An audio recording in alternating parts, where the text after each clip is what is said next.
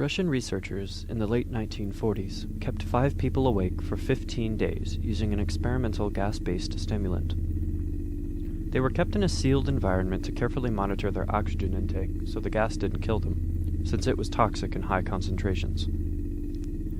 This was before closed-circuit cameras, so they had only microphones and 5-inch thick glass porthole-sized windows into the chamber to monitor them. The chamber was stocked with books, cots to sleep on but no bedding, running water and toilet, and enough dried food to last all 5 for over a month. The test subjects were political prisoners deemed enemies of the state during World War II. Everything was fine for the first 5 days. The subjects hardly complained, having been promised, falsely, that they would be freed if they submitted to the test and did not sleep for 30 days. Their conversations and activities were monitored, and it was noted that they continued to talk about increasingly traumatic incidents in their past, and the general tone of their conversations took on a darker aspect after the 4-day mark. After 5 days, they started to complain about the circumstances and events that led them to where they were, and started to demonstrate severe paranoia. They stopped talking to each other, and began alternately whispering to the microphones and one-way mirrored portholes. Oddly, they all seemed to think they could win the trust of the experimenters by turning over their comrades, the other subjects in captivity with them. At first, the researchers suggested this was an effect of the gas itself. After 9 days, the first of them started screaming.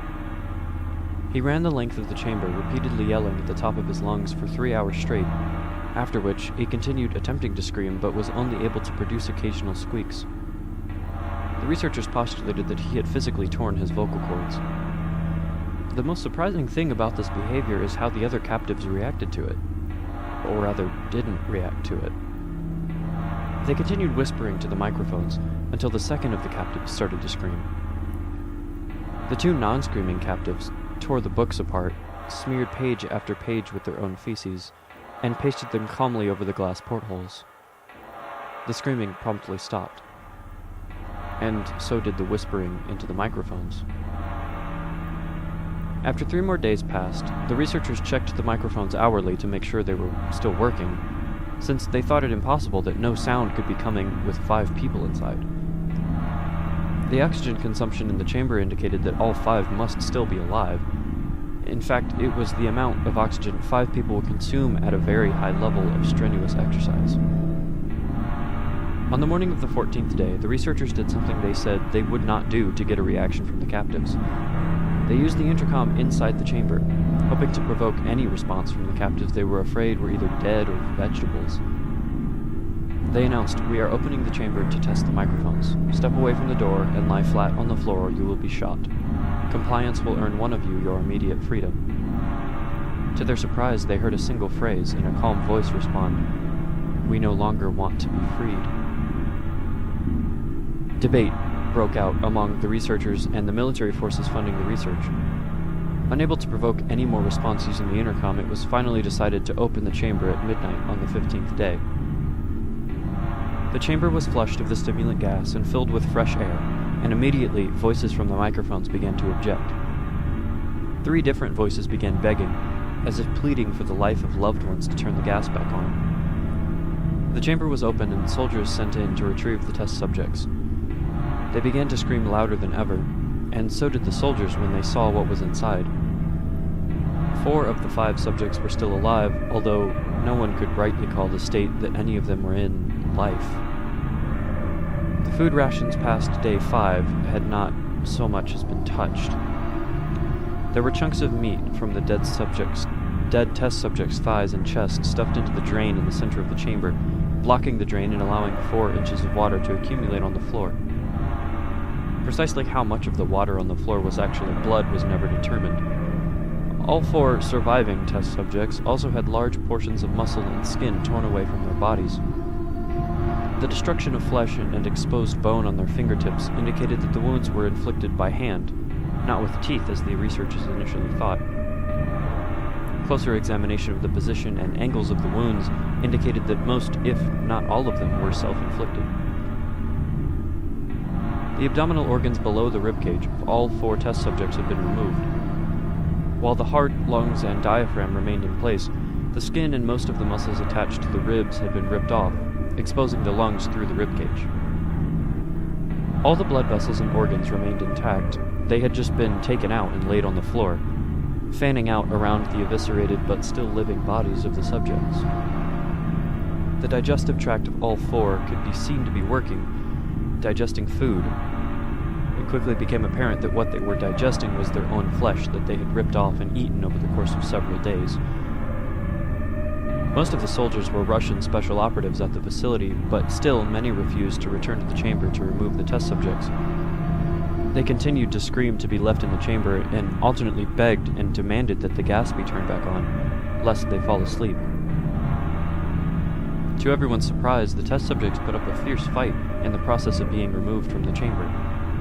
One of the Russian soldiers died from having his throat ripped out. Another was gravely injured by having his testicles ripped off and an artery in his leg severed by one of the subject's teeth. Another 5 of the soldiers lost their lives if you count ones that committed suicide in the weeks following the incident. In the struggle, one of the 4 living test subjects had his spleen ruptured and he bled out almost immediately. The medical researchers attempted to sedate him, but this proved impossible. He was injected with more than 10 times the human dose of a morphine derivative and still fought like a cornered animal, breaking the ribs and arm of one doctor. When the heart was seen to beat for a full 2 minutes after he had bled out, to the point where there was more air in his vascular system than blood.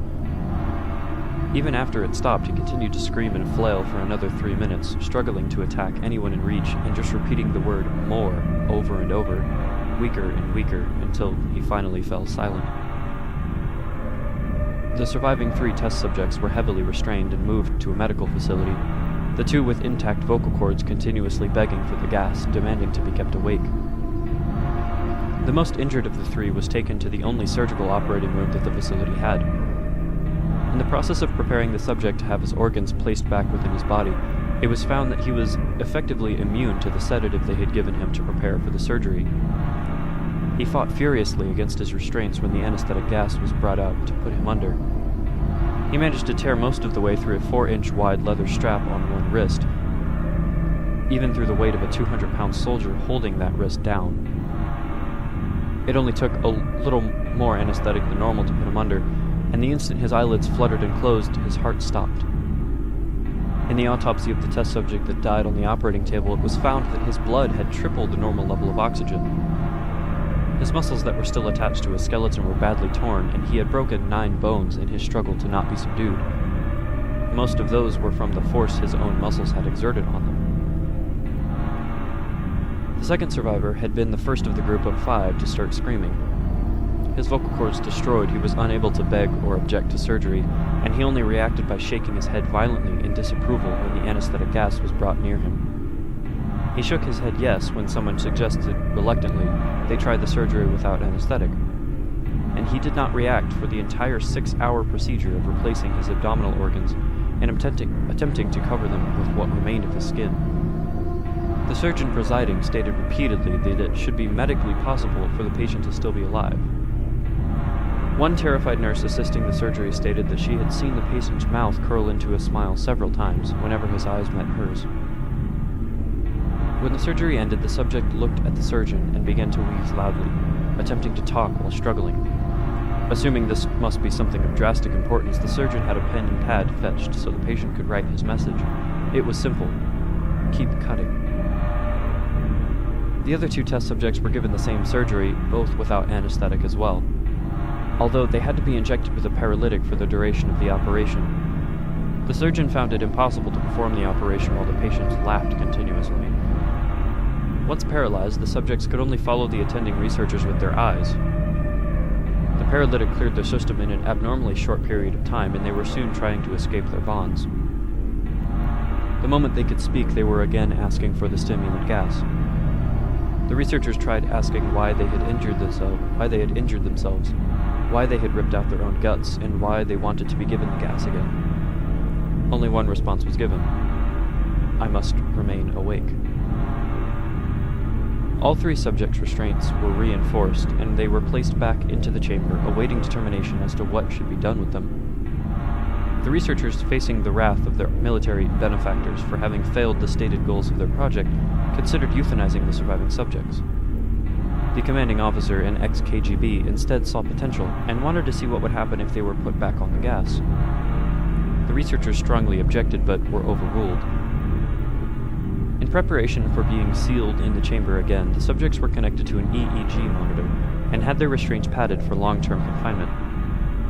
To everyone's surprise, all three stopped struggling the moment it was let slip that they were going back on the gas.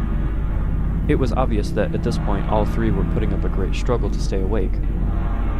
One of the subjects that could speak was humming loudly and continuously. The mute subject was straining his legs against the leather bonds with all his might, first left, then right, then left again for something to focus on. The remaining subject was holding his head off his pillow and blinking rapidly. Having been the first to be wired for EEG, most of the researchers were monitoring his brainwaves in surprise. They were normal most of the time, but sometimes flatlined inexplicably. It looked as if he were repeatedly suffering brain death before returning to normal. As they focused on paper scrolling out of the brainwave monitor, only one nurse saw his eyes slip shut at the exact moment his head hit the pillow. His brainwaves immediately changed to that of deep sleep, then flatlined for the last time as his heart simultaneously stopped. The only remaining subject that could speak started screaming to be sealed in now. His brainwaves showed the same flatlines as one who had just died from falling asleep. The commander gave the order to seal the chamber with both subjects inside as well as 3 researchers. One of the named 3 immediately drew his gun and shot the commander point blank between the eyes, then turned the gun on the mute subject and blew his brains out as well. He pointed his gun at the remaining subject, still restrained to a bed as the remaining members of the medical and research team fled the room. "I won't be locked in here with these things. Not with you," he screamed at the man strapped to the table. "What are you?" he demanded. "I must know." The subject smiled. "Have you forgotten so easily?" the subject asked. "We are you. We are the madness that lurks within you all, begging to be free at every moment in your deepest animal mind. We are what you hide from in your beds every night. We are what you sedate into silence and paralysis when you go to the nocturnal haven where we cannot tread." The researcher paused, then aimed at the subject's heart and fired. The EEG flatlined as the subject weakly choked out, "So nearly."